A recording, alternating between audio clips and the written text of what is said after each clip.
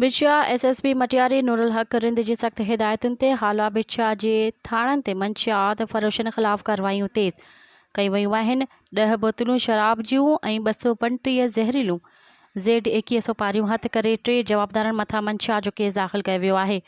SHO बिछा जावेद हयात Panwar जराड़ Shah colony वेझो कार्रवाई कंदे हिकु मंशियात जे इल्ज़ाम हेठि नदीम मल्हा वल्द मोहम्मद याकूब मल्हा वटां 10 अदद शराब जी बोतलुनि समेत गिरफ़्तार करे मथनि केस दाख़िल करे छॾियो आहे।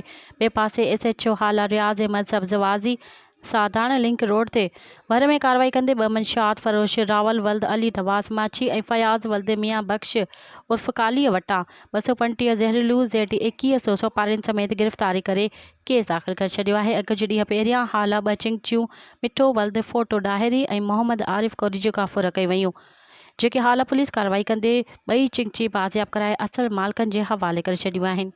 मज़ीद ख़बरनि ऐं तफ़सीलात लाइ विज़िट कयो असांजी वेबसाइट www.awamiNewsHD.com ऐं ॾिसंदा रहो अवामी न्यूज़ HD।